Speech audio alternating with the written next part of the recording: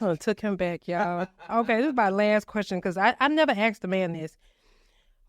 How do you feel about the soft life or soft girl era? How do you feel about that for women or for your woman? Soft girl era. Do you even know anything about that? Everybody got to work. Okay. Everybody get to work.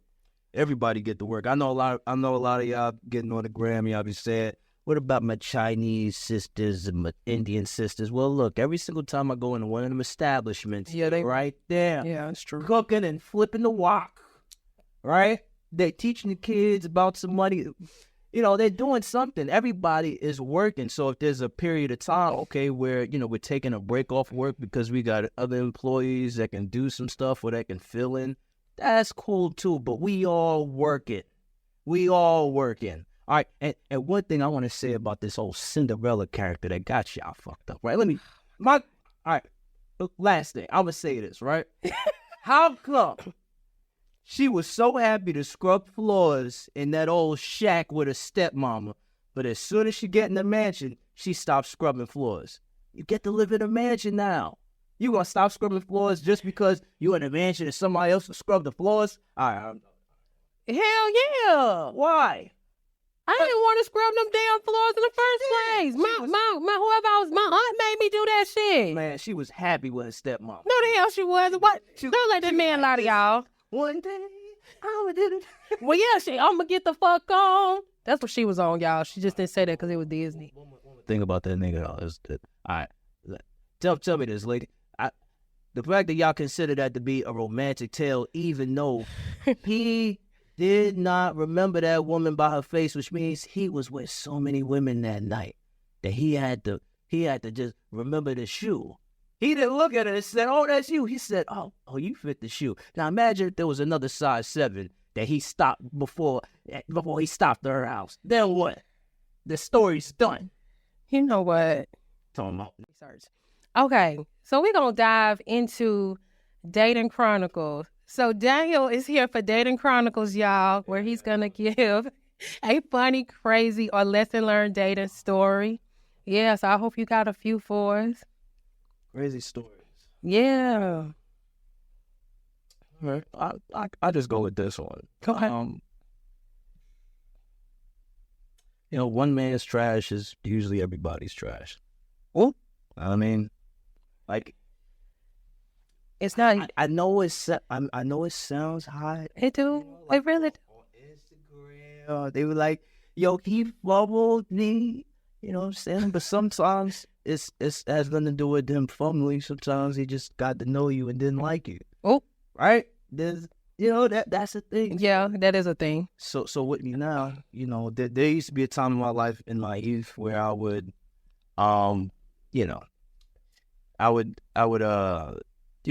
try to say all the right things, be likable, until I started just really watching certain patterns in my relationships, right? And I'm like, dang, I used to go for the same type. You know what I'm saying? Like all the music, got this in common. Like they don't really start off as, as ill women and nothing like that. But, there's something within me that does kind of activate that. Got you. So what would you say your type used to be, what you felt like you had to activate? It's so crazy. It's like it's so funny. They usually like the same complexion in a way. It's so weird. How was their mindset too? He's like, I got to get this out. Okay. I got you. Right, you saw that complexion where it's like, where they dark skin in the summertime, but like in the wintertime they get pale. I'm like, why do I keep falling? What is saying? Like damn, like every season, damn, But yeah, but usually very, I would say, they might be seeking. I say this. They're usually when they introduce themselves to me, they make their comparisons to like the ex. They're talking ill about the ex. Oh, what's that? Ex, he was spiritual. He wasn't. And I'm that, And then that's when they start like Did that give you an ego boost? Like in the back, that ain't make you feel good in the past. Like, okay, well, I'm that dude, so maybe this could work. I'm gonna tell you why Okay. it doesn't give an ego boost, right? Okay. Right, because once you recognize the script, you realize there's nothing there to boost your ego. But I'm saying before, because you said you had to come to awareness. So before, yeah. I'll say this, right? Mm-hmm. It still wasn't that, right? Because like I was always taught growing up, through the men of my life and through the women of my life, right? Yeah. There's always multiple sides to a story. Okay. And but when you get in relationships, you end up gaining the enemies of the person that you're with. You end up gaining the enemies of the person that you're with. Like if you accept that. So okay. So for some strange reason, the worst people that people want to be around, or the last people want to be around, are their exes, even though their exes know them the most, right? They know you more than 99.9999999% of the people on the planet. Usually, yeah. They communicate. Oh, I say that because most people on the planet haven't had sex. That's true. Yo, that's true. I was just saying usually to the part of them knowing you, but and sex, that's a form. That's so many. That's verbal communication in sex. Yeah. There's non-verbal communication in sex. There's physical touch. There's an exchange of literal DNA. Yeah. And all that stuff that's taking place. There's words of affirmation. There's all that stuff. All the what did they say? The 5 love languages. Yeah. All that happens during sex. It's supposed to, y'all. No, but it does. It does, but when I've dealt with a lot of men who don't acts of service. So but there's a lot. Even if he might not be eating the box, he's doing some sort of act. Okay, he's doing. Is it though? There's a lot of men who been clapping cheeks and ain't paying attention if he hurting the girl. He ain't paying attention to the fact that she's curling up her body like stop, and she want to keep going to please him. That's why I said it. I had it from a man's perspective. I'm gonna let you finish. I'm gonna let you look. Even the foreplay to get the sex, because if she's just saying, all right, go ahead, fuck me. You know what I'm saying? Without nothing else, no feet rub, no talking to you, no rubbing on your shoulders. And let the ladies know you a ladies man. Hey, you want some water? You know what I'm saying? Like it's an act of service. There's some gifts involved. Yeah. What are the other love languages? The talking. So words of affirmation, physical touch, quality time. Quality time. Did we say acts of service? No. Acts of service. Look at that quality time. I can't remember the fifth one, y'all. We taking this time to have sex. All of that is happening during sex. And what I'm saying is, right? That's your exes. Those are the ones that know all your secrets. Those are supposedly talking with you. The ones you know all their secrets. You know the stuff they like, the stuff they don't like. Yeah. But for some strange reason, it's easier for somebody that might have beat your mom in the head with a brick. Yeah. That really went left, y'all. Right. It's easier for you to be friends with them than it is to be friends with an ex. And you'll hear people say that. You'll hear people wish death on the ex just because. And that's where the ego stuff is. The ego stuff is in that, because you're not really mad at the ex. You mad at you mad at the fact that your ex might tell somebody some of your secrets. You mad at the fact that your ex is out there giving their body away to somebody else when it should have just been yours. You get mad at the ex just for being with somebody else, or being with somebody either looks like you, looks better than you, looks worse than you. It's like we'll come up with all sorts of reasons why our exes deserve all sorts of vitriol and they should be excommunicated. Gotcha. Okay, I got you now. I'm following you now. Okay. Now I want to go back. Okay. You said that your ex, what'd you say, trash? Your exes are trash. I say one man's trash is another man's trash. Just everybody's trash. It's trash. Right? Like for example. Is that your ego playing into that? No, because you're saying that they trash. No, I'm not. I'm not saying my exes are trash, right? But what I will say is that same thing that the dude before me didn't like, I don't like. Right? Or you could say the same thing about you, right? I'll say You know, like, you know, you might be engaged with me. You know, Okay. might be fucking with me, but then you don't fuck with me no more. Now you fucking with somebody else, right? Okay. Or excuse me, now I'm fucking with somebody else, right? And the same thing that you didn't like about me, this new girl don't like about me. Got you. You know what I'm saying? So it's not just I'm saying.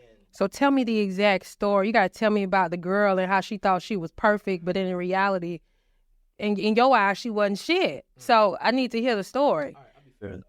Right, so there was one young lady who she talked about how her ex was like beating on her and stuff like that. And I was like, damn, that's some wild shit, right? But I still would, you know, just pay attention to certain details, right? Okay. And what I realized is the way in which she spoke to different men in her life, Okay. the way she spoke about different men in her life, right? Who she knew before me, right? Yeah. I was like, dang. I was like, yo, you don't really got much of respect for men. You know what I'm saying? Then when I heard certain stories about her mom, you know, mom was the same way. Got you. I was like, dang, that's crazy. It's like you were taught not to have respect for men. And so I got to get away from you because now I see why did dude put his hands on you? Right? So there are certain decisions that men, you know, we can make, but it's the wild part is, you know, no one is going to be satisfied with either decision, right? They're going to make a reason for why you ruined them, right? Because you either beat on them or you left them, right? And you didn't work it out. But it's like I'm protecting us all because once that image starts popping in my head, when I'm able to relate to somebody that has been declared an abuser, then that's when, you know, I gotta keep it moving. You know, so that's why I say, you know, one man's trash, another man's trash. Because there were times where I've spoken to her about it, and I say, hey, this is like really disrespectful. Yeah. And I say this to you that like men don't even hang around other men that speak to them in this sort of way, right? Like this is usually something that like a way that like people speak with each other and then they start going to blows, right? And you have certain men that. As Craig Bax would say, some men, their imagination breaks fail.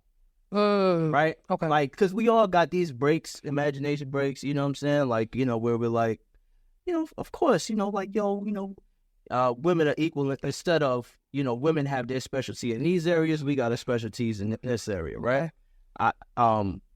And you know, like when a man is like hearing himself like raise his voice to a certain decibel, it's like, wait a minute, why am I around this? Right. Right? Or like, why am I in a situation like this? Like usually this is how you sound when you getting ready to get into a fight or get altercation.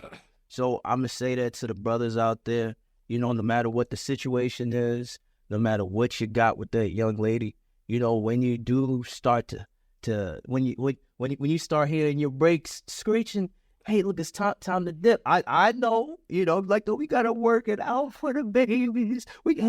But sometimes you gotta leave, you gotta regroup, because if not, everybody's life gets ruined.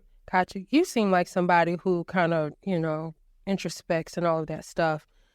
And you said that you would see yourself you saw yourself kind of going into the same patterns, dealing with the same type of girl. I was about to go up that young lady's head. I was about to go right over her head, like, bow, you know what I mean? But nah, but see, you know, but thankfully, okay, I not only did I have my brakes on, my imagination brakes on, but I had my emergency brakes on. Okay. Right?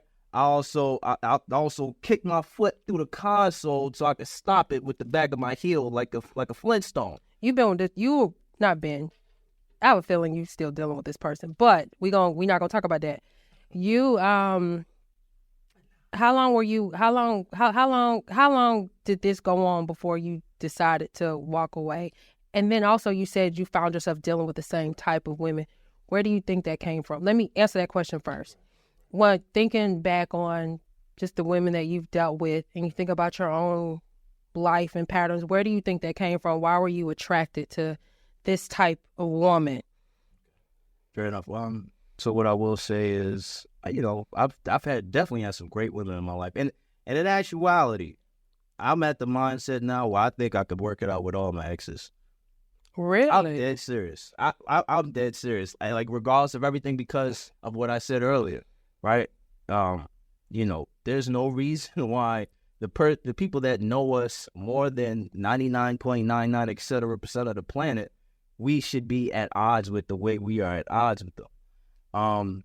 And as far as who, the types of women I attracted, well, they say it's like whatever you call yourself is you'll attract what needs that, right? What did you call So yourself? there was a time where I was calling myself a healer. Right. Well, no, it is what it is. I'm a Reiki practitioner, right? Okay. I used to be in the middle of Union Square, 14th Street, right in New York, with my little massage table in the middle of the park where it was super loud and stuff like that, right? Because I heard that this whole Reiki thing, you can help people heal. So I said, all right, well, I want to put it to the test. All the times where I saw Reiki take place, it was always in some dark room with some candles and some incense and all these, you know what I'm saying? And some alhamdulillah music and stuff like that. And I was like, all right, so where's the test? Like, how do I know that this is really what it is unless I really, put it to the test, yeah. So I had a little Reiki bed out there, and I just sat there and waited. I didn't promote it. I didn't ask. I just said, hey, why don't you come along? But people were fascinated. They walked up to me. They said, what's going on? I said, yeah, so I'm a Reiki practitioner, and I can help you with removing certain blockages in your body, right? And so with that, people got on that bed, and, they would go into, like, I would say, an induced meditative state. Okay. Right? You had people that would get up and wake up, and they say, yo, I felt the fibroids fall off my womb. Wow. Yeah, people that got up. I remember this one woman from Cuba. I remember her name is Kim. Okay. Right? She got on the table. She had a knee brace. When she got on the table, she got off the table. She took that knee brace and she threw it in the trash can. I had different people that came to me with like different ailments. I remember a couple people that said they had HIV and stuff like that and AIDS. Like, I'm not saying that they were healed of it. Yeah. There was some sort of comfort that a lot of them felt. There were people that came and said, I hadn't been able to dream in so long. And so, wow. And like I said, if anyone has ever been to Union Square, you know how it is. It's always loud. It's always hectic. There's always something going on. So, no one stopped just because they saw me doing this. Instead, I had a lot of brothers and sisters walking up. Oh my God, what you doing? What you doing? You know what I'm saying? What? All the damn Chinese people or the Japanese people taking pictures because they was like, oh, I know exactly. What you doing? Okay. And so yeah, that was in a way how it started, like Got you. helping people heal. So, so you carried it on to. I was meeting a lot of women with like womb,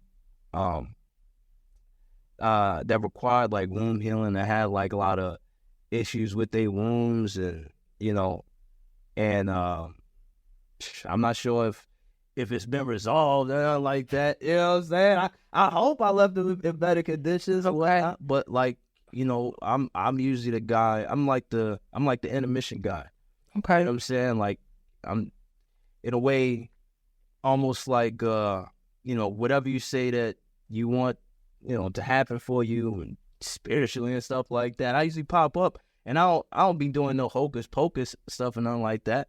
But if you say something to me like, hey, I want to grow my business, I want to do this, I want to eventually start selling my product, I'm gonna be on you. Be like, all right, come on, let's get up, let's do this, let's do that. Yeah. And there are times when it's happening too quick, So instead of becoming an initiator, at times, there are times where I've just been an agitator. Got you. So and there have been times where, in order for them to actually finally get started on it, our relationship had to end. Oh, for in order for them to get started on it. Because I got a couple famous and successful exes. Shout out to y'all. So you were able to stole my entire face. Oh wow. Stole my entire personality. Oh wow. My hair and everything. Oh wow. Okay. And I was like, yo, salute to you, because that's what we do. So you was able to instill in your ex's success in a way that maybe you wanted. But as far as, I think I want to go back to you healing other people. Do you think you went into those relationships also trying to heal whatever mother or father wound that your exes had? Yo, you know, because that would usually be like the first. That would be like the first and main question, the main issue, right? And as displayed in my series, The Scenes That Made Us Hate Each Other, you know, a lot of us do have a warped view of each other, right? A lot of us have a warped view of our parents, right? To some strange reason, this generation that I'm in, you know, we have this thing where we want to be involved in our parents' relationships, right? So like we have this thing instead of saying, you know what, these are both my parents, you know, we have this thing where we like to pick sides, right? Well, we pick sides and we say, yo, my daddy was wrong, my mommy was wronged, right? Like that shouldn't have happened to her, that shouldn't have happened to him, right? And so what we do is we end up getting in different relationships, and based on how we view those parents is how we start acting and viewing each other, right? And so I was able to, you know, kind of peep a lot of this, you know, about like a lot of the media, a lot of the movies I would watch, a lot of the shows I would watch that had anything to do with relationships, right? One thing I could definitely say to where I really appreciate my parents. I remember one time I really asked them, I said, hey, you know, how do you, like, you know, like my mom specifically asked, I said, Mom, how do you make women happy, right? And I remember her saying, I don't know, right? Like if my mom was a liar, right, she'd have told me all this stuff, right? That, or she would have told you what she thought what she thought or what makes her happy. So is she really a liar? Right. Well, what I'm saying is we don't know happiness. What we know is passion. Right. So shout out to Patrice O'Neal, right? So like passion, right? A lot of times, like when it comes to love, we like to focus on that happy and the loving form of the passion, right? Sometimes even the heat of it. But when it comes, but passion, like it's also hatred, right? That's why like you have all these songs that says, or like in Common song, The Light, he says, I want to be the one that make you happiest and hurt you the most. They say the end, and it's important that we close to the Most High. And then even Lauryn Hill, she says, no one's loved me the way you have, no one's hurt me the way you've had, right? I think because of love, the one that you mostly love also has the capability to also hurt you the most because that's who you are in love with. So it doesn't have to necessarily mean something bad has happened, even though the songs you've probably used, maybe something bad happened. I want to go back to my question, though, in regards to healing. Like you were able to heal all of these people. You know, you talked about how your exes they did certain things. It sounds like maybe they do have mother, father wounds or whatever. Do you feel maybe you couldn't heal those wounds because maybe you have those within your own? I know you lean a lot into like movies and propaganda, but did you have the mother father example, like in the same household or no?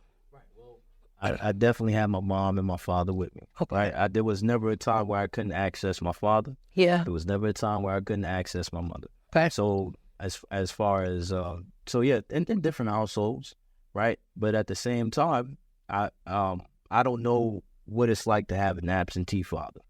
Gotcha. You know, I don't know what it's like to have a father that's a deadbeat. You know, I don't know what it's like to have a father that's abusive, or a father that you know, that the mom was speaking ill on, because, you know, my parents didn't do that. You know, so that's one thing that It's definitely a great thing. I definitely really appreciate, you know, about them in hindsight. Yeah. You know, because but as far as the healing of it, right? What I have experienced when it comes to my parents is, although there wasn't much of a conflict, you know, between the two, there was usually this conflict with the different mothers of my brothers and sisters, to where, they were usually upset because, he wasn't just for them, right? Or they didn't just kind of have sole ownership over my father, God. right? But at the same time, you know, these same folks, they, at the same time that, we'll hear and they'll proclaim that, like, oh, I really love my children. I love my children. Yeah. Right. But to hate or to have such anger towards, the reason why you have the child in the first place. Yeah. Right. Is a part that does set a lot of us back. Right. So, a lot of us back, or you back? Well, I say a lot of us. We talking about you, though. Yeah, I know. But like I said, I'm merely a microcosm in the great macro. Well, this is for you, though. This is your show. How did it make you feel? No, well, you are the guest, and I want to know all about you. Yes, ma'am. So yes, I'll say that. Yes, ma'am. Yeah. So what I did my entire life, in a way, even as a child, right, was say, I really want to figure out relationships. Yeah. I don't seek to have the perfect relationship, but I do seek to understand them. Because, as I mentioned before, I didn't come from one that was ordained by the church necessarily. Yeah. All right, but technically I'm an immaculate conception. Right? My entire existence has been promoted to me that it's an abomination, right? My entire existence has been promoted to me that this is not the way that it's supposed to happen, right? A man is supposed to choose one woman, and that's it. It doesn't matter if other women choose him. It doesn't matter if in order for every woman to have a husband, that they would have to share men in a certain sort of way, or in order for every child to have a father, they need to have what's it called? It's going to involve the fact that their father's not, not just with just that one mother, because you do have certain situations like that do occur. Yeah. Right. Where I'm thankful that my mom didn't necessarily do this with my father, right? But I do remember when it came to, a couple of the other mothers, right? It was one of those things where it was, choose me, right? Yeah. My child, or else. And thankfully, my father was like, no, I'm going to be there for all my babies. You can't put that fear in me. You can't put that restriction on me. Right? Because, we all made these decisions. You knew what it was when you got involved with it. But once the decision came to where, it's like, damn, I really like him. I don't want to share him with nobody. But that's what attracted you. Do you think your dad was careless, though? No. My dad is probably the most meticulous person I know. So why did he meticulously plan to have multiple kids with women who would have an issue with it or make him have to choose? Well, it's one of those things to where everybody is in agreement at the time. They probably at the time of. So what? No. It's okay. I like you. I like your kids. Your kids are amazing. Come here, little. Right? It's so it all works, right? Was that really the story though? What? Was it? Because I watched a few. Yeah, it wasn't that was the case. No, it wasn't that, because you say your dad's meticulous, which I'm not. Listen, I'm not discrediting. What? I got you. Wait. Okay, go ahead. Go ahead. What I'm saying is this. Okay. Right? Without this being a shameless plug. Right? Go ahead and plug it in. Right. You could have the relationship dynamic that works for you. I absolutely agree with right? that. You're involved in a relationship dynamic that works for you. But you start to talk to your friends, right? And your friends start being haters, right? Your friends start saying, girl, you doing that? I would never. I wouldn't let no man, I wouldn't share no man. I mean, right? You get a lot of that. You get a lot of movies. You get a lot of shows that say, you know what, you get a lot of the social media influencers that say, no, you are worth it. If that man is trying to share you, or excuse me, if you have to share a man, I'd rather you have no man than a piece of a man, right? Okay. And so you have all these situations And all these that things. occur, right? And it even goes to this, right? Okay. There used to be this nasty, and I mean disgusting rumor that black men were these terrible fathers, right? That we weren't there for our children, that, we were all abusive. I mean, the shows will tell you, Yeah. right? But every statistic that comes in, like, no matter which one you name, they all show that we are the greatest fathers on the planet, right? Not only that, but I mean, just even culturally, everywhere else, right? They have the same problem. We make too many women, like we're producing too many women. China used to literally kill the girls because there were too many women that were produced. They spent a century or 2 centuries killing girls because it was too many women being produced, so on and so forth. And now after the 70s, now they don't kill the women anymore, but they used to kill the girls because there was so many women that were being produced. Everywhere else on the planet, every culture, every religion, right? They always show that dynamic of a man and him being responsible for the families and the lineage of multiple women. Now, we live in a capitalistic society, right? There's no way, and you keep going back in the past tense, now in this day and age, how would your philosophy work in a capitalistic society where the prices keep rising? Well, how do we sustain it? Because I know where you're going. I know where you're going. I do just want to say this. And I also want to circle back. My philosophy. I'm just putting it out there. Okay, I want to circle back. Yes, ma'am. And I don't want you to take offense to it. Yeah, you said within this capitalist society. Well, now I'm going back because I feel like you didn't answer my question, because kind of you made it seem like your dad was just hey, this is how I want it to be. Like, basically him having kids with the woman, you was like, well, when they were in the act, it was all good. Yeah, you having sex is all good, but then when a baby is involved, it's something totally different.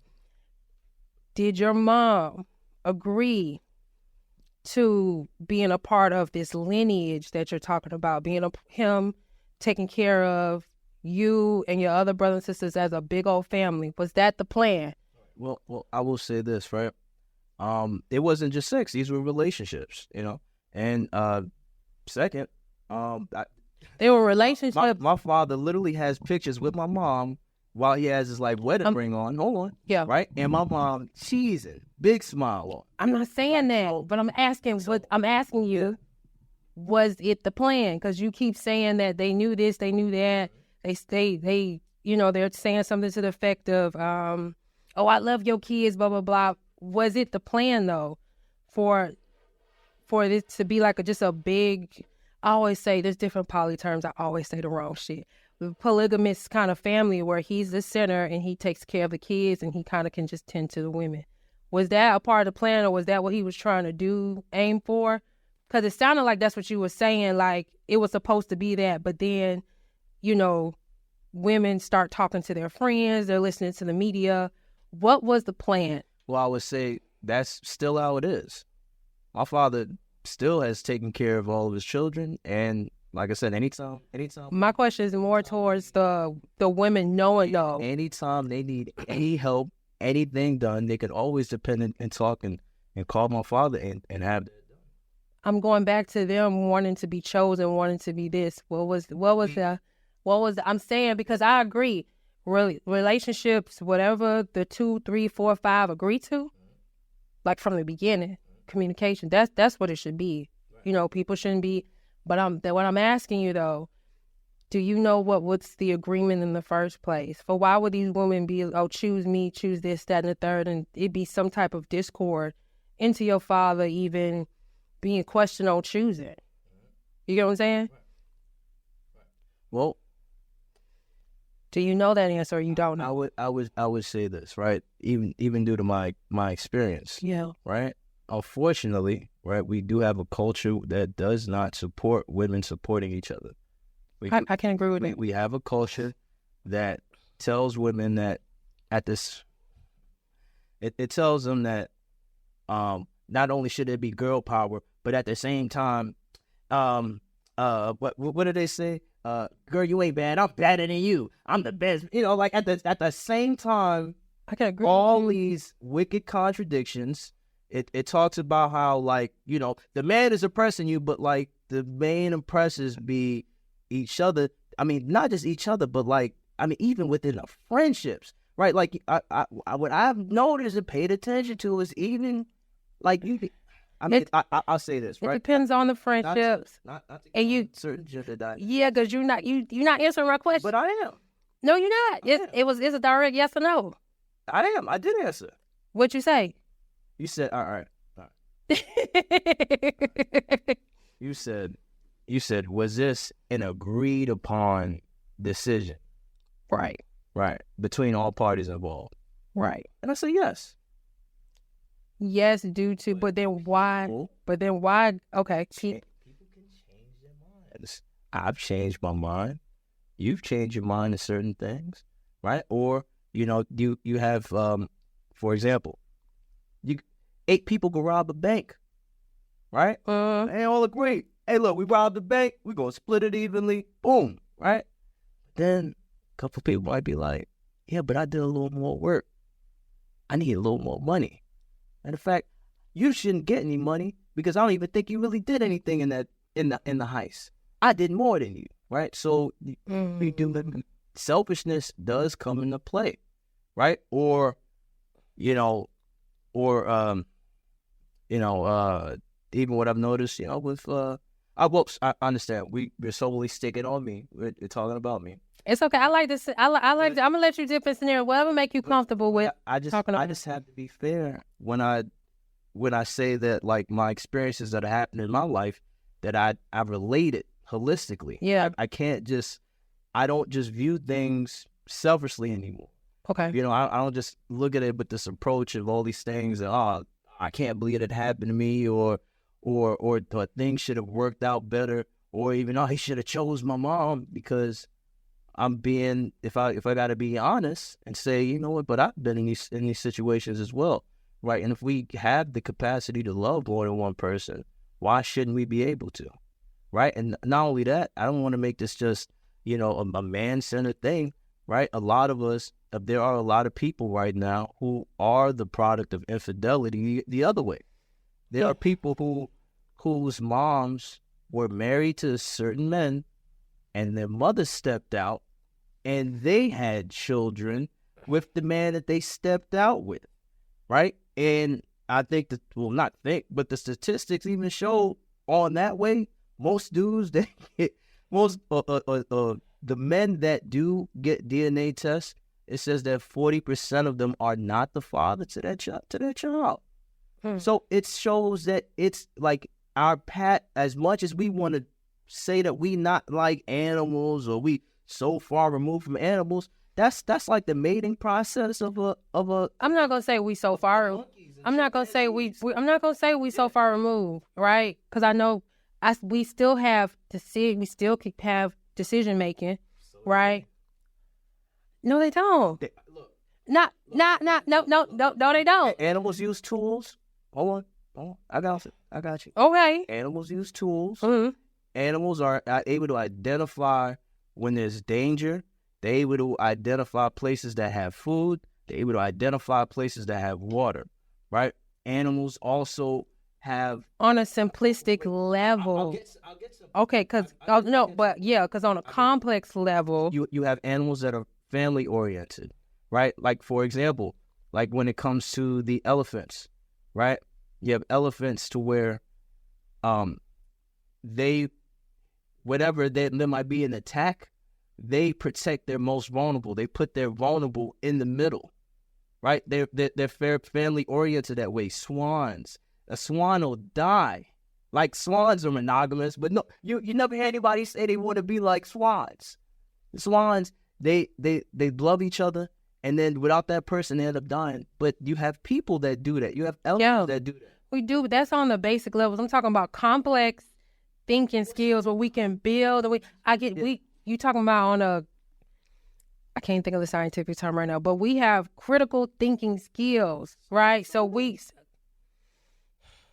going to. I agree with you. I agree with you, but then we disagree only because, like I said, you don't have to act on impulses if you don't want to. And I want to circle back. I'm probably gonna do an individual video and circle back on this because I can't think of the exact what I want to say around it. But again, I'm definitely in agreement with you though with whatever you agree to for your relationship. 2 people agree, 3 people agree, 4 or 5, whatever the number is. As long as everybody is in agreement and understand if sometimes with people, because people again they change their minds, whatever the case may be, contracts can be put in place, whatever. That's what they agree to. They shouldn't let people influencing things. So I am there with you. But yeah, I was just curious on if this was something that was actually agreed upon and then and then it fell apart, or if this was something like your dad he just loved multiple women and, ended up having, different kids and you know what I'm saying? And then you end up in these situations. So that's why I wonder, like, how did it affect you? Do you think you born in like polyamorous many loves, do you think your childhood influenced that? Well, I think that from my perception, I came from a pretty good situation, right? I'm close to my family. Okay. Healthy. I know what I know, and not only that, but if we take the time to really pay attention, to our family and to our parents and, to things that they might have done or went through, right? It can help us with, making certain decisions. But real quick again. No. Because I asked the question again because I was getting ready. You again. So it was just somewhat to the effect of basically your decision, like your upbringing. Right. And how you came about into this world, and then remembering, kind of what you said, the discord of the other women not wanting your dad to deal with you, and vice versa with your other brothers and sisters. Is that what kind of created you wanting to be poly, and then just the impacts of that for you? That right? Okay. I understand that we do live in this time where everything has to have like a certain, and I mean, look, that's one of the grand effects of propaganda. In propaganda, everything has a category and a subcategory. Okay. Right? Nothing can ever just go with, like it deals with common sense or just goes with what it is. Right? Okay. So what I'm saying is, like, we call it this thing, right? But everywhere else, it's just the order of business. Right? We'll say, and it's so strange, like, you have people that have a vast, I'll say, a variety of sexual interests. Okay. Right? But what we naturally do is something that's considered to be the exception, right? And a lot of that just has to deal with the fact that, there was this big, great indoctrination, right, by invaders who didn't even like their own women, telling us how to interface with ours. Right? Like, I'm just to be fair, remember the Greeks? Yeah. It was... Yeah. No, I'm not disagreeing with you there. A bunch of pedestry, you know what I'm saying? A bunch of boy love. Yeah. And I don't just mean boy love like two males. Yeah, we talking about man and like boy. A man and a boy. That was what they considered to be the highest form of love, was a man, a boy and his mentor.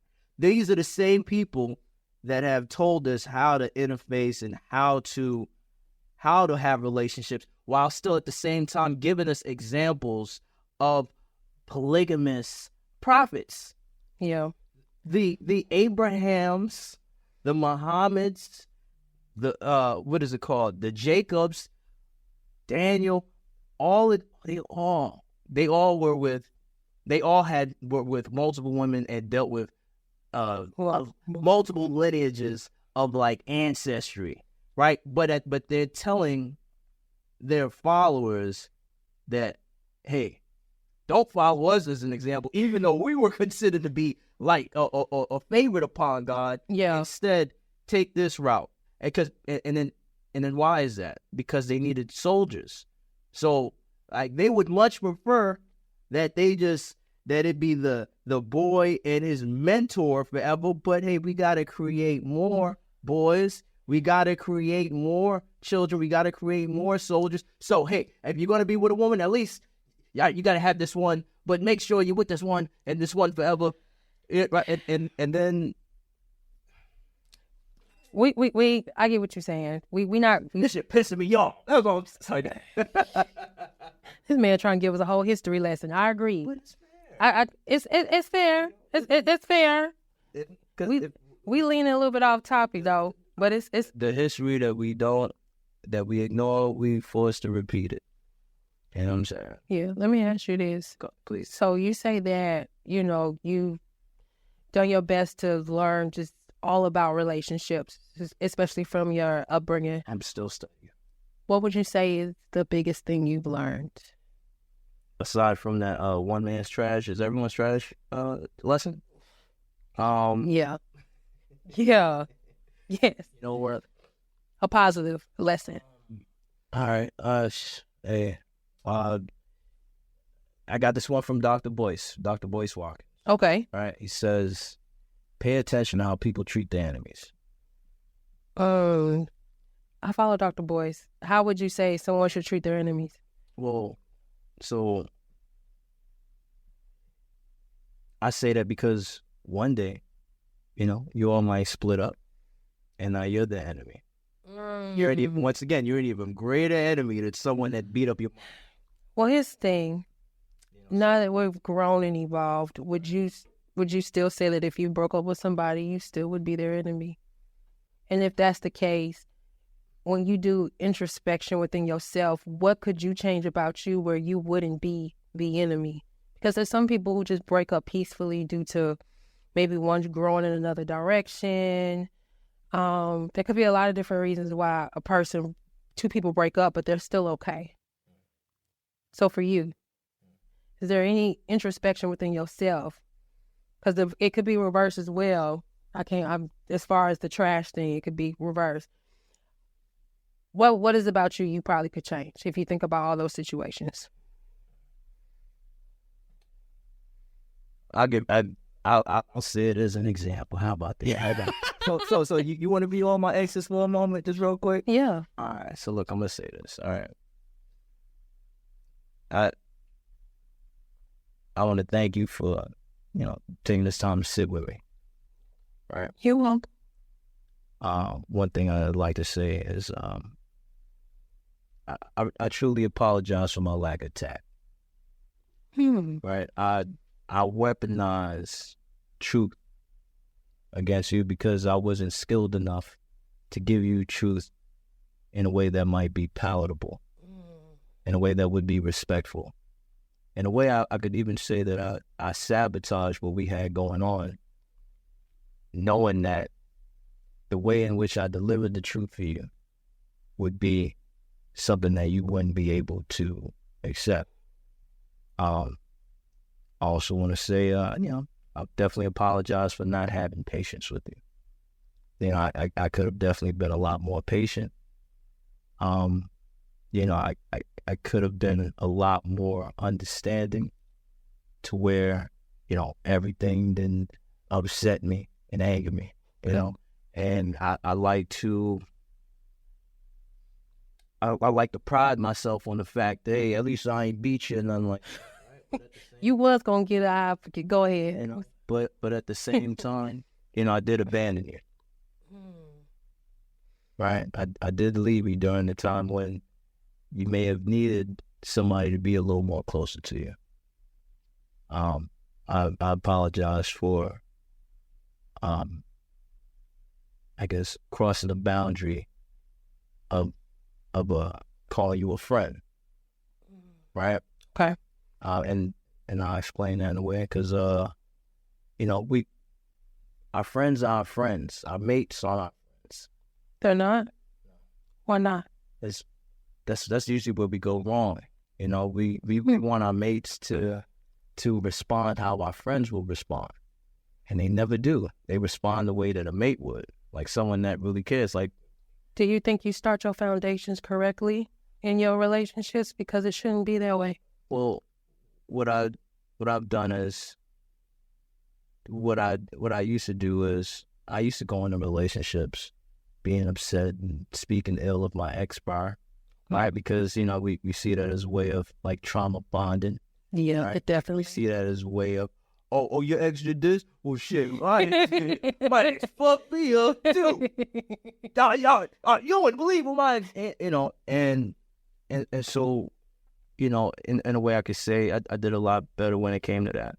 But, but mainly, what I would say is, I'm always going to be with multiple women, Okay. right? There'll never be a time when it's just us, even when it's just us. Right, because I'm still, I'm still going to be attractive, right? I'm still, going to be focused, right? And I'm still going to have my heart open as well, right? And I will understand, right, whatever you got going on as well, right? I can't be selfish, Yeah. and I can't be a hypocrite, right? Regardless. Yeah. Yeah.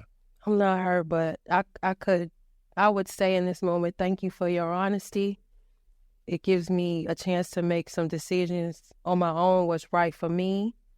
And then I probably will come back to you on things that I know that I probably did wrong, And then from there, we probably could go on still peacefully and still not have any ill feelings towards each other. Or maybe there's a way we could make it work because you were honest in those moments. But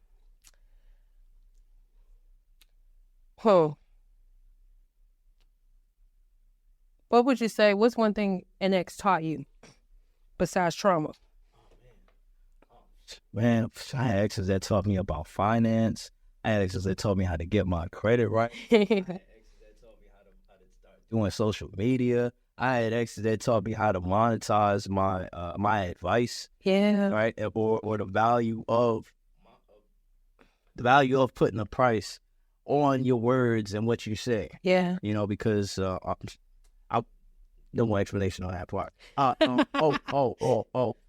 had one ex that she really, she was like she used to be in the game, you know what I'm saying, and then she took what she learned in the game, you know what I'm saying, and she applied it to like making products, right? And so she taught me how to sell.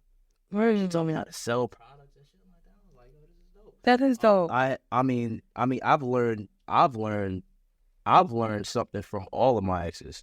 You know what I'm saying? I had one ex that taught me like music, like taught me how to view music through the lens of a student as opposed to just a consumer. Okay. I had one that introduced me to like martial arts and shit like that. You know what I'm saying? So sound like you had some pretty cool ass exes. that's why I say I could make it work with all of them.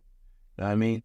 But at the same time, like I said, I was very abusive with truth. I was very direct when it came to and tactless. They say that that's like a Sagittarius trait. Yeah, that's what they say. Yeah. You know what I'm saying? So and that's the thing. Like that's one thing I really appreciate, that I wasn't big on lying. You know what I'm saying? So I don't really have much regrets. So when you think about, but I learned so much from all of that. I just want to start calling names.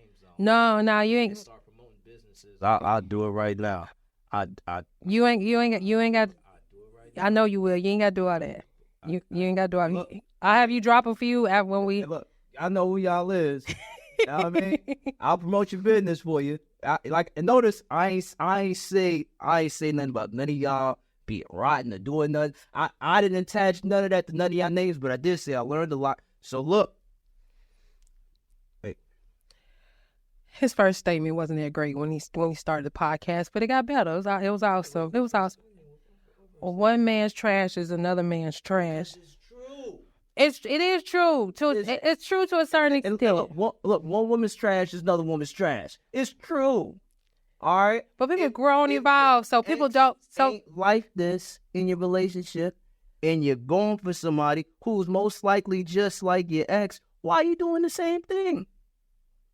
Why you ain't changing it if it's been identified as a flaw? Why you did it for so long? Wait. What you just called out? Let me try to identify what I did that was trash. What I did that was trash. You named a couple things just then, but I was saying, why did you do, like you just said, repeating the cycles with different people? Why did you do it? You just asked the people why they do it, why you did it. It's probably the same reason why you did it. Here's the thing about me. When I identify, I'm out. I do it, but I don't do it for long. Sometimes I'll sit with it and I'll be like, okay, all right, that's what you. Because at times, instead of just cutting off, I need to sit and I need to make sure, like, okay, oh, that's how you get down, okay. Oh, so this ain't an act. This is you for real? All right, I gotta go. Why are you leaving? Why you so? Okay. Bitch. We're going to dive into these questions. Now, we've talked a lot about social media.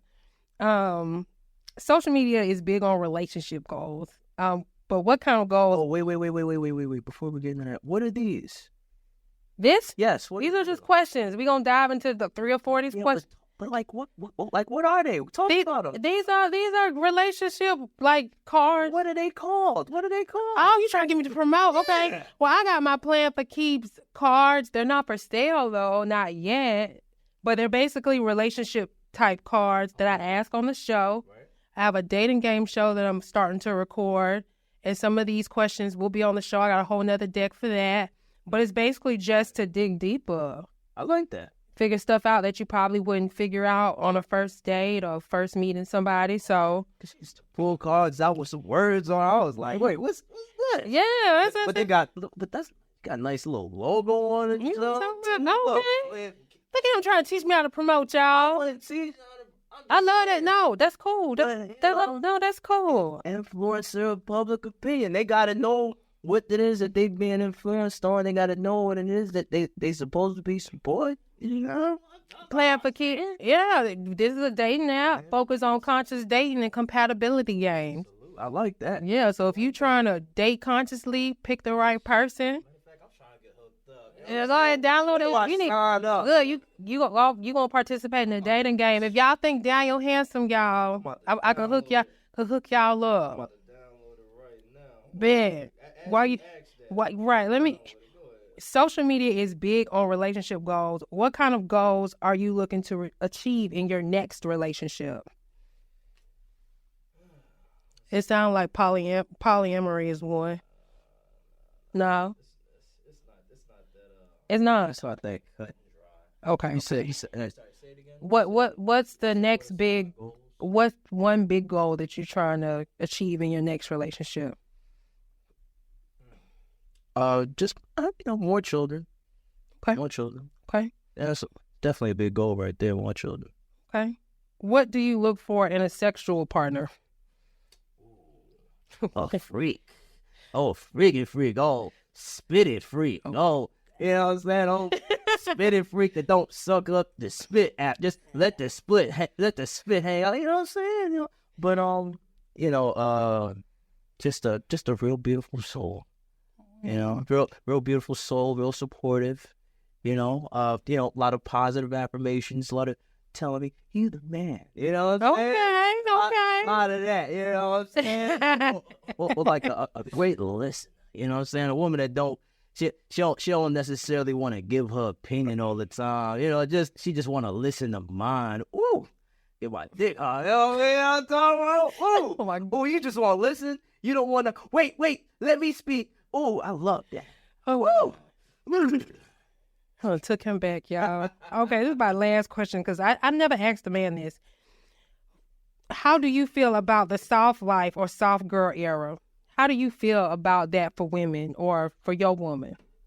Soft girl era. Do you even know anything about that? Everybody got to work. Okay. Everybody get to work. Everybody get to work. I know a lot of y'all getting on the gram. Y'all be saying, "What about my Chinese sisters and my Indian sisters?" Well, look, every single time I go into one of them establishments, they right there, Yeah, it's true. cooking and flipping the wok, right? They teaching the kids about some money. They're doing something. Everybody is working. So if there's a period of time, okay, where, we're taking a break off work because we got other employees that can do some stuff or that can fill in, that's cool too. But we all working. We all working. All right. And one thing I want to say about this whole Cinderella character that got y'all fucked up, right? All right. Last thing. I'm going to say this, right? How come she was so happy to scrub floors in that old shack with her stepmama, but as soon as she get in the mansion, she stopped scrubbing floors? You get to live in a mansion now. You gonna stop scrubbing floors just because you in a mansion and somebody else will scrub the floors? All right. Hell yeah. Why? I didn't want to scrub them damn floors in the first place. My aunt made me do that shit. Man, she was happy with her stepmama. No, the hell she wasn't. What? Don't let that man lie to y'all. One day, I'ma do it. Well, yeah, I'ma get the fuck on. That's what she was on, y'all. She just didn't say that because it was Disney. One more thing about that nigga, though, is that, all right, tell me this, lady. The fact that y'all consider that to be a romantic tale, even though he did not remember that woman by her face, which means he was with so many women that night that he had to just remember the shoe. He didn't look at it and said, "Oh, that's you." He said, "Oh, you fit the shoe." Now imagine if there was another size 7 that he stopped before he stopped at her house. Then what? The story's done. You know what? Talking about not wanting to mop floor soft, but no, I think that we should definitely have these periods and have these times where we don't overwork ourselves to death. Where women aren't over stressed out, just like the men. We shouldn't be stressed out. Niggas should be taking baths, right? I agree. Getting the steam in the steam room. I agree. You know what I'm saying? We need to definitely have time where we do relax and we do chill. But it's work until the work is done. Okay, that's his answer on the soft life for the girls, unfortunately. Kind of. did say something. Kind of. All right, leave us with one last thing. One last thing on some positive stuff. Yes. Y'all download Plan for Keeps too. Oh, my bad. Well, You know what? Daniel, tell the people where they can I got you now because I forgot my password for a second. Hold on. I got you. See, look. Check that out, y'all. Make sure y'all download Plan for Keeps. Get that app right now. Hey. In all your stores, in the iTunes, in the Google Play. Google Play. Get it. Anywhere you can download an app, it's there. Okay? It's going to teach y'all a thing or two about, having some successful relationships. Facts. A word of advice. Word of advice.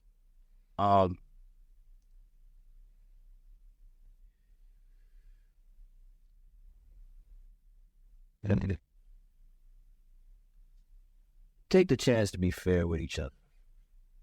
Take the chance on not shutting each other out based on somebody else's experience.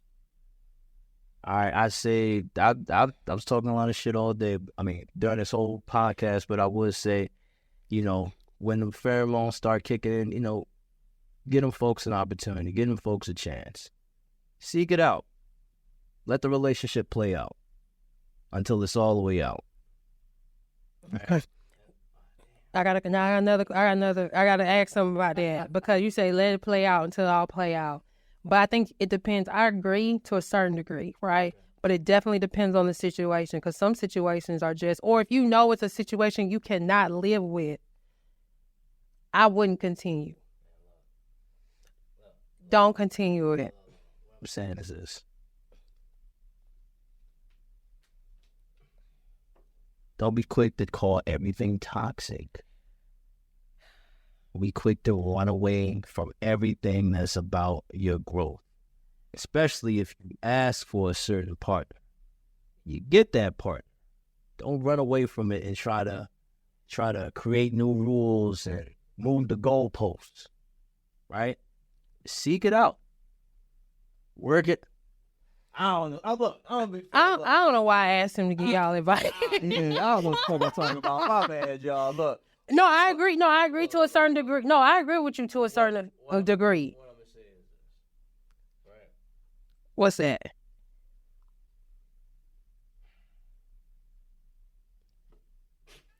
Tell the audience where they can find you, Daniel. All right. I look. All right. I'll be honest. I'll say this, right? Okay. All right. Look. I can't give you good advice until I have something successful of my own. Really? Really? You really think that? I really think. I think we can give advice based on our experiences.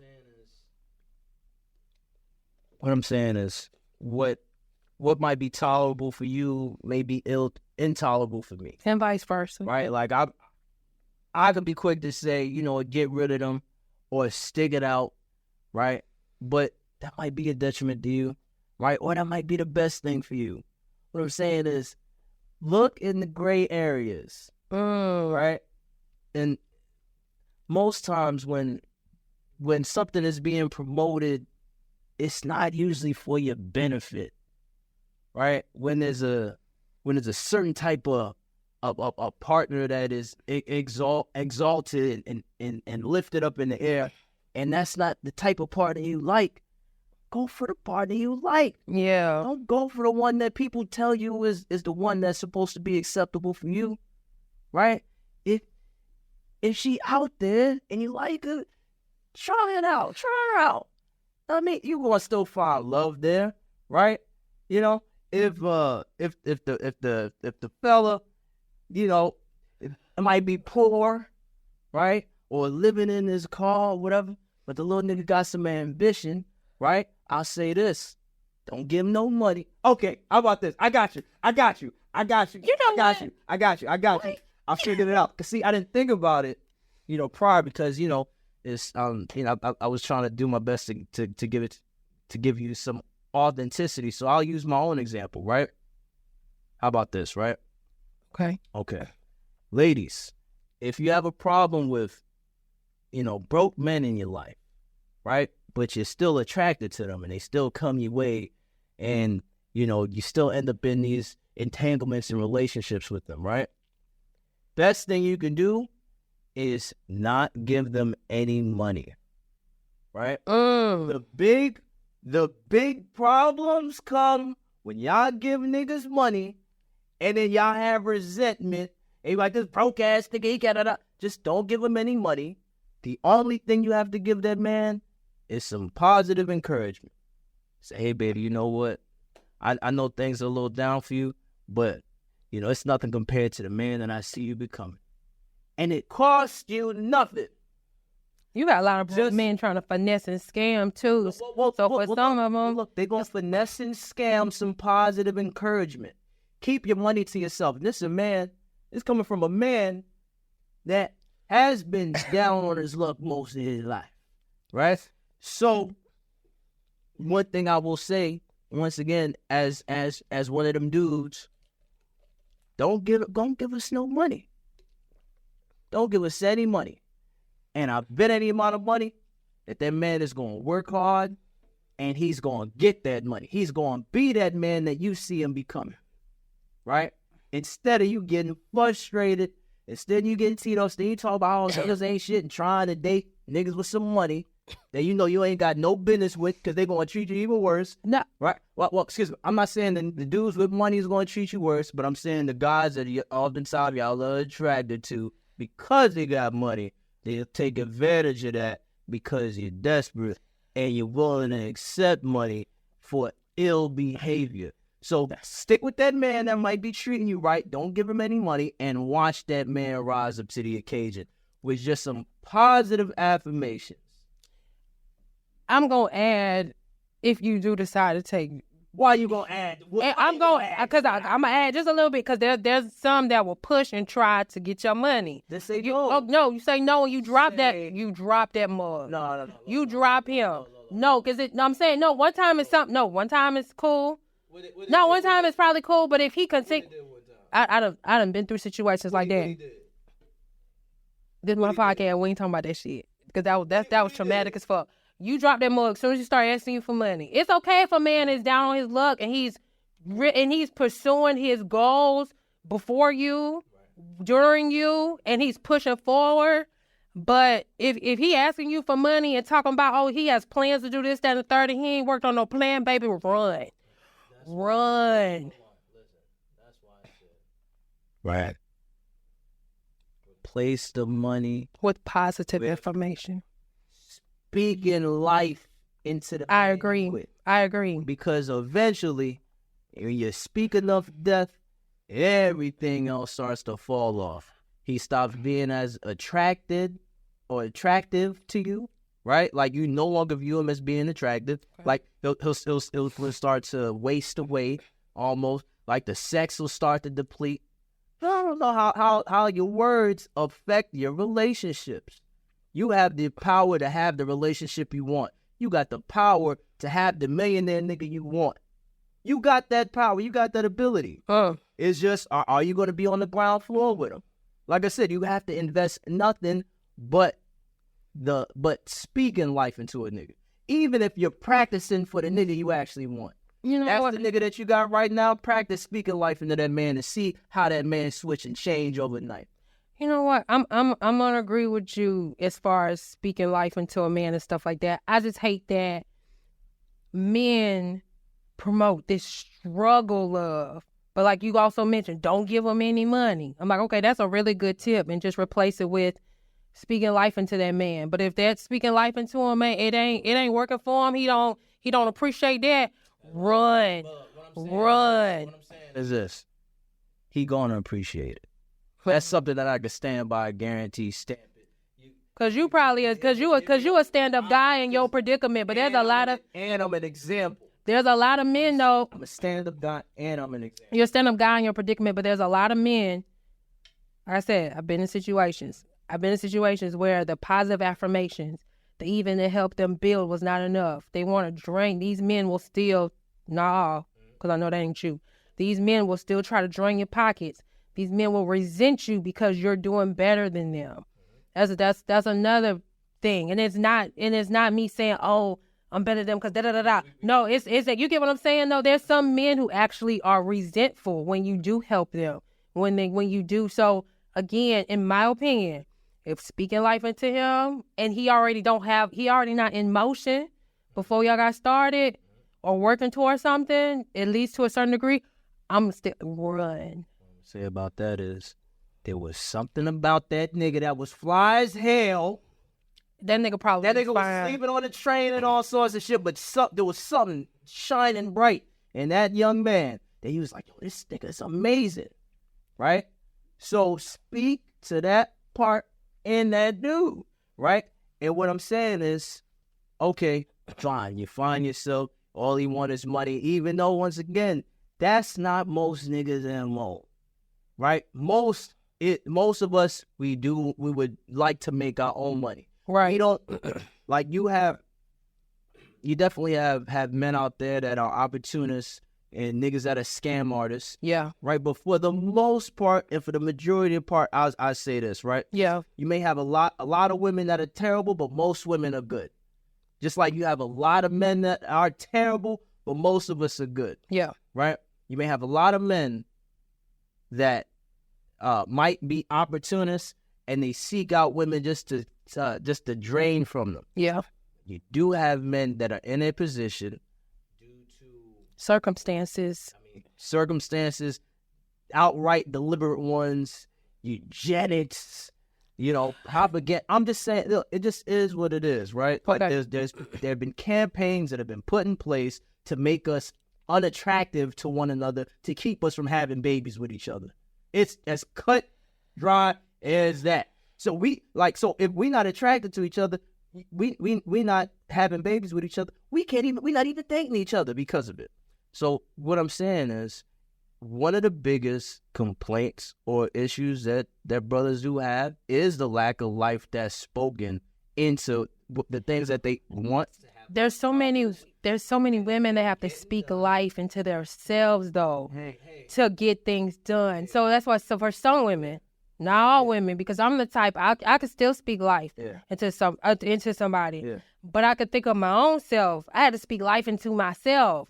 So then you want me to baby you and speak life into you as well? It's like, well, it was good enough when you was getting sex from me, but now the sex ain't enough. Now that we have made that connection, now it's all right, nigga. You on a time limit? You need to hurry up and get some shit done because I don't want to be embarrassed out here because I'm attracted to a nigga that ain't got. Oh, that's crazy. It was good enough on the initial meet.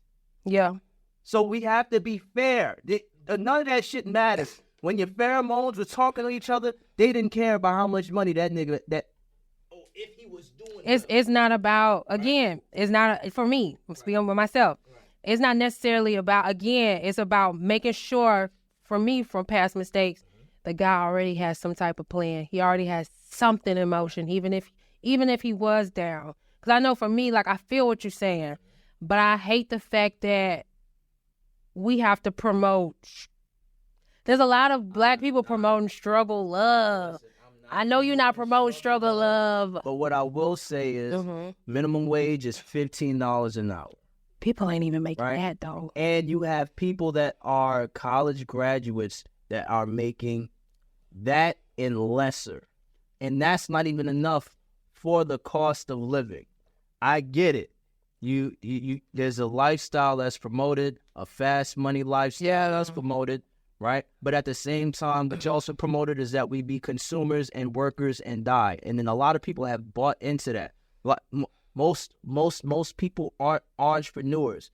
But what I would say is, with enough encouragement, a man can delve into himself to find what it is that his purpose is that he can also monetize off of. And yes, fair enough, he can give that to himself.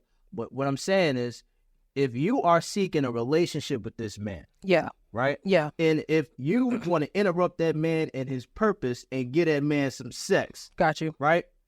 You have to, all right, fine, you're giving him some sex, so now you have to be in place of that call to purpose, of that call to action. Okay. You can't say, oh, well, give me the sex, but also hurry up with your purpose, hurry up with your this. I'm not going to provide nothing. I'm not going to do anything. I'm not going to add nothing to it. I'm just going to expect you to get this done because you're supposed to be getting it done. Because, hey, we having sex, so now it's your responsibility. Okay. So the least you can do is speak life into that man. And once again, I said, don't give that man no money. That was the main thing I said. Yeah. I said nothing about struggling. I said nothing about splitting shit. Y'all going out to eat, you pay for your meal, and he got to drink water or eat bread. You don't pay for that man food. You don't give that man no money. You don't spend no money on that man whatsoever, and watch him work and watch him mine into his mind to find out what it is that he can do so that he can be at a level to where he can eat with you, so that he not only eat with you, but also pay for the food he eats. Should we promote like friendships between men and women? Do they have to have sex? Because some people get so confused. Because even that is, because there's a difference. There's a difference between the men and women that you're friends with and the men and women that you are mates with. There's a big difference. Sex. There's like, I know a lot of times, like, we like to cross those lines, and but there's a reason why certain women are my friends. Yeah. Right? There's a reason why there are women that have me as their friend, and where I don't cross that boundary, and where I keep it as that.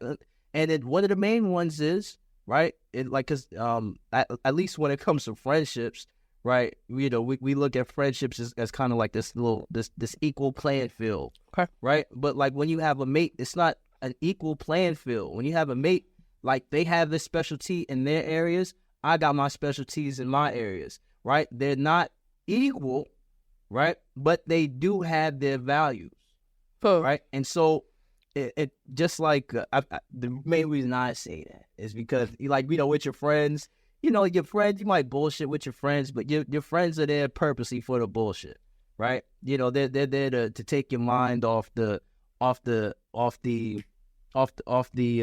complications of life, right? But with your mate, it's like y'all are coming together to truly solve issues. I like to solve issues and bullshit with my mate. Why you can't do both? But what I'm saying is this, right? I'm gonna need you to pick better people, Dan, because you bullshit a lot. Like you joked like 75% of this episode.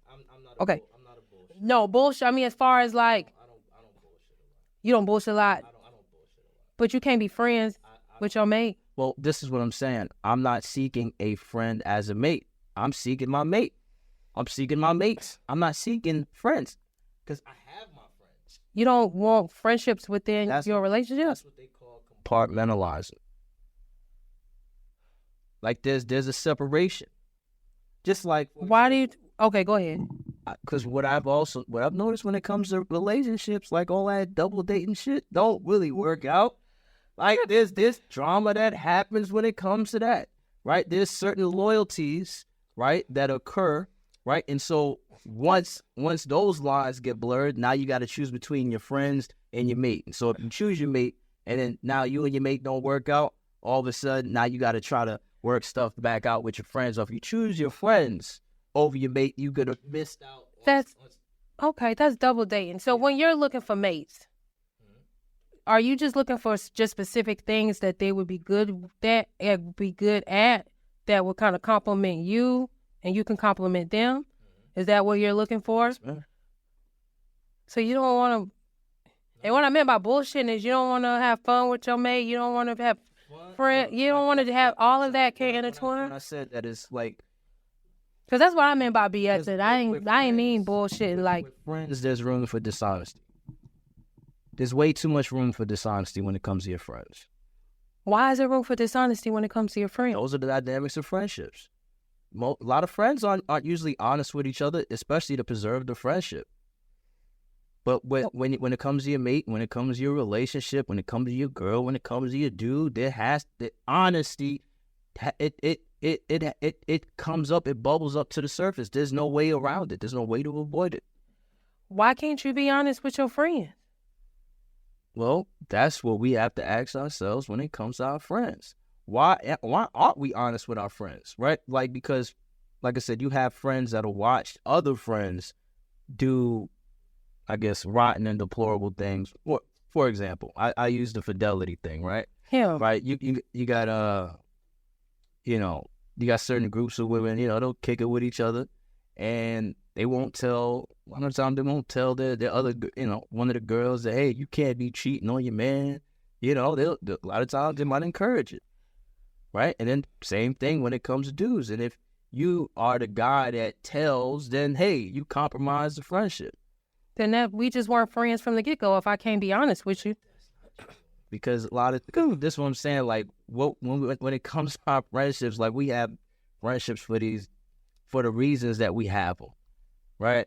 Like, you might be friends with a person because of some sort of wild experience y'all might have shared with each other. Y'all might have been in war with each other, right? You got friends that's a past experience that you might grow from.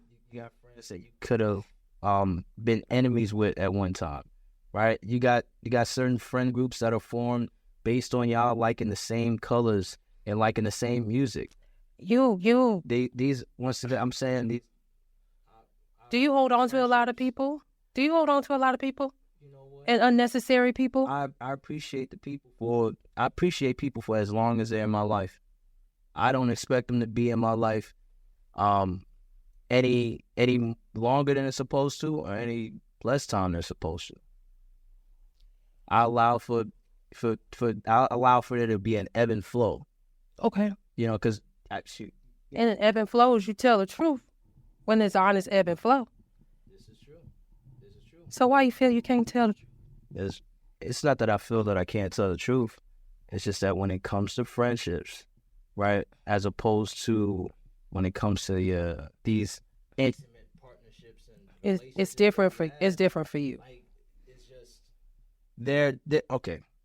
Like I give an example. This is like there's certain jokes that might be inappropriate when you with your girl as opposed to when you with your boys, or when you with your dude as opposed to when you with your ladies.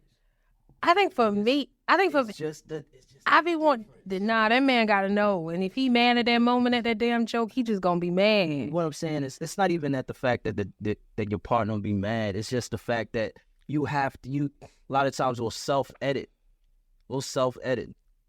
I can agree to a certain extent, but I can agree to a certain extent on the self-edit part. Like, dang, will this hurt their feelings? Or you have to think about the fact of, like for example, you can't just tell your dude about about like a hotel and nothing of yours. You know what I'm saying? I done told my dude some crazy stuff, and it pissed him off, but he got over it. But this is what I'm saying. It wasn't with the same freedom that you tell your friend. Was it there? But they still got the same context of the actual story. Whether I laughed about it with Sharita, and then I told the story to my mate, the full story. It's still the same. They still both know the truth. You get what I'm saying? But they both know the truth. So for me, it's the same. So that's why I wonder for you, why can't you be friends? You can still pick a mate based off of what will compliment you, but don't you want to get along with that mate? Don't you want to, like you just said, you couldn't be, you weren't friends with any of your exes beforehand after y'all. That's not true. That's what I'm saying. Okay, what's true? There's an overlap, but your mates aren't your friends. Your friends aren't your mates. I get that, but you could be friends with your mate. See, No. Like I said, you might talk to each other. You might share experiences. Might share secrets. You might go out with each other, but that's not a friendship. There's a difference. Like I said, there's an overlap, but these not your friends. I want to be friends. And the thing is, a lot of times our problems come because we want our boyfriends and our girlfriends, husbands and wives. We want them to be our friends. We want to talk to them like they are friends. We want them to have the same responses that we would expect from our No, we don't definitely expect the same responses. That's why damn near every relationship you've ever been in, right? Me too, because I get swept up in it, right? There's that thing of that period of time where y'all get so connected and close to each other where you say, oh, you're my best friend, or like you're my closest friend, right? And with that, so it's like, okay, I'll accept that. But if you accept that, then you got to accept what comes with that. Then you got to accept that, okay, that's a beautiful thing with the right person, Daniel. Okay, go ahead. Go ahead. The best example I have is like, all right, when you vetting your dude, okay, right? You vetting your dude, and he decides to answer or like give you a solution, right? In a lot of relationships, at times, women will be upset about that because they don't want him to actually solve their problem. They just want to hear him. They just want to. He don't want to hear you. Yeah, because men are solution driven. But what I'm saying is, go ahead. It's not just that. It's just like, Go ahead. It's like, all right, so because you'll have a male friend of yours that you could do that with, and he'll do that and he'll let you vent and stuff like that, right? But in a relationship, like if I care about you, right, and this is not just a friendship, you have a problem, I want to help you solve your problem. I think I'm gonna say with friendship, we can bullshit. We could bullshit in relationships too, in my opinion. So that's why I said we gonna have to agree to disagree, because I think too, like, I don't have an issue if I'm venting to somebody and they give me a solution. That makes me feel good. Even if in the moment I'm still sad about the situation and maybe I still want to sulk into it, I still appreciate the solution. Because I know me personally, I'm a solution-driven person. So I think it depends on the women that you are dealing with and the women that you choose. And always go back to that they're different. So we gonna end it there though, okay? Because I know me and you could keep going. We gonna end it there though. Yeah. But go ahead. I'm gonna let you get your last point in, and you gotta let the guests know where they can find you, because he is that dude when it comes to propaganda, eugenics, and everything else. Well, All right, I'll say this. Why is it? And I love y'all, sisters. I ain't going nowhere. I'm telling you, I ain't a passport, bro. I ain't a divester. I love y'all, which is why I'm so critical, which is why I talk that shit, because I love y'all and I ain't going nowhere. We gonna work this shit out for real. All right? Why is it that they never know the girl that we describing? Why is it that it's always... it's the same for women. It must be the girl you dealing with. It's the same for women. Same for women. What? It's the same for women. It's the same for women. Women choose the wrong dudes, and they'll sit there and they'll talk about men, and it's the same thing. It must be the men that we got to be accountable of the people that we choose and deal What I'm with. saying is, these are not the wrong women, and these are not the wrong dudes. Shit. You were supposed to be with them. It's about how you interface with them. If you ask for a millionaire and you get a nigga that's not a millionaire, how you gonna make him a millionaire? There's How you gonna do it? that's totally How you different gonna from what do it you without just giving said. no money? That's totally different from what you just said. not. Yes, the hell it is. not. Because there's sometimes, I agree with you where you say that at the end of the day, when you get into relationships with people, due to maybe spiritual lessons and stuff, you probably was supposed to be with that person. But at the same time, you get with people, sometimes you don't even know what your needs are. You know what I'm saying? And you grow and you evolve. And hopefully you grew enough where you get into a new relationship.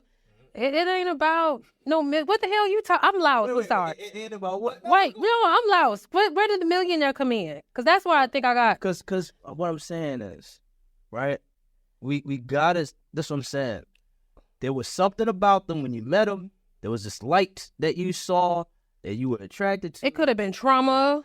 Yes, it could have been. It could have been trauma. They could have been familiar. It was enough.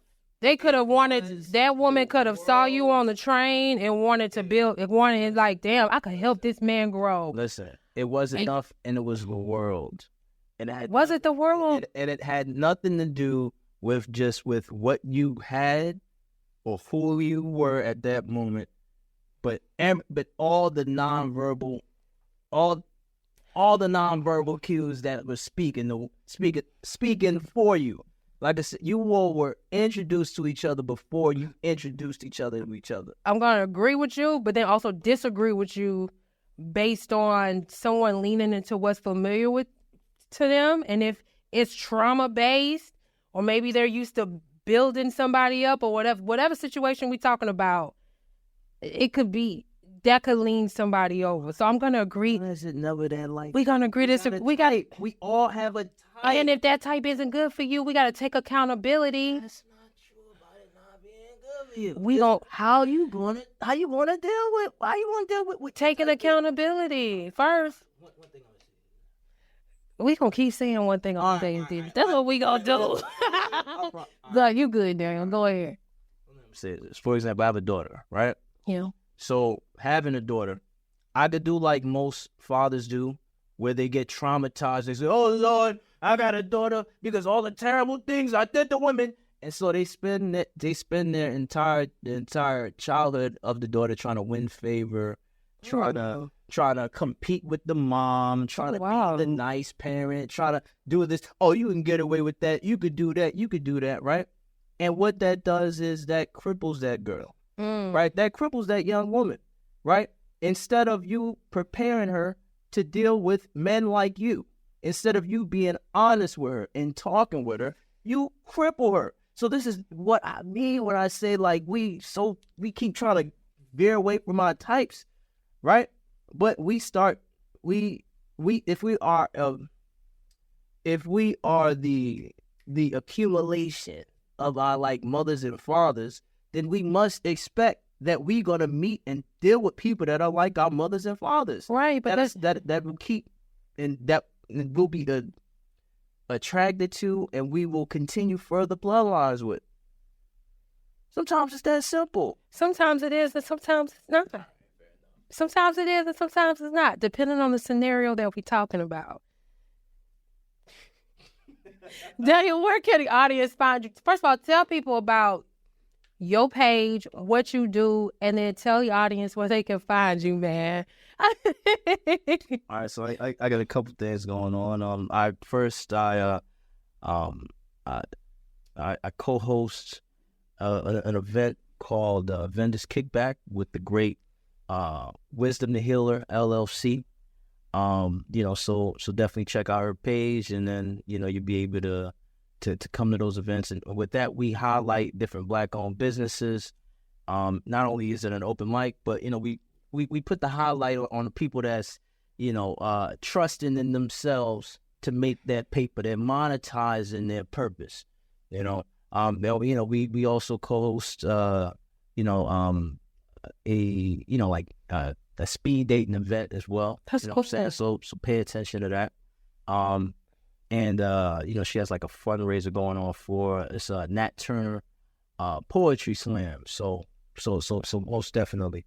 My page is Little Brown Village, as well as The Little Brown Village.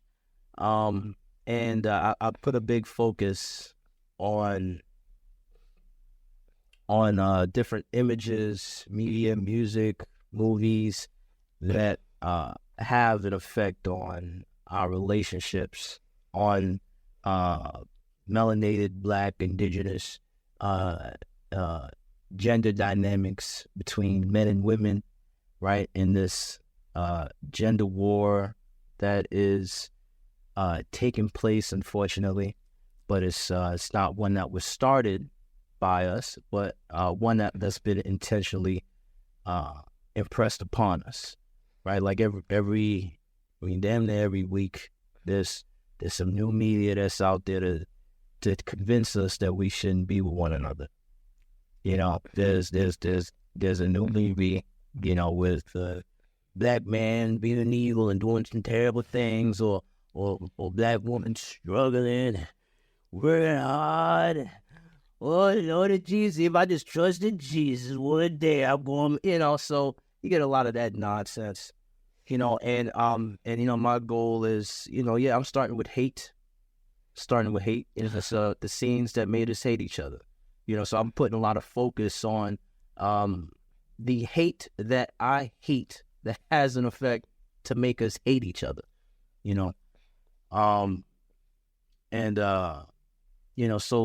most definitely, we are on part 13, talking about eugenics. We started off, part 1 was Precious, right? Oh, yeah. Where Monique, because I know the big thing was, Black women, they don't get paid enough in Hollywood, right? But as when you look at that movie, right, you can see, like, why would you want to be rewarded for depicting this in a movie? You want people to rally around you and give you pay for being the worst mother on television? Oh. You want a reward for that. That's the thing that you hype up your Oscars about. And the thing is, it's not her fault, right? But this is what is rewarded. What's rewarded is our most deplorable behavior to one another. Is the worst of us being magnified. And so our eventual goal is to change propaganda, the propaganda in which we happen to suffer from. Our goal is to make movies, shows, plays, music, all that fly shit. I'm gonna do like how the little Bangladeshi Indian Bollywood niggas do, right? You ever seen like them Bollywood movies? I don't care for them Bollywood movies, but I feel you. But they do, right? Okay. And in their movies, they got every genre, right? They got music in their movies, but the main thing is they put a sense of pride in their people. They don't allow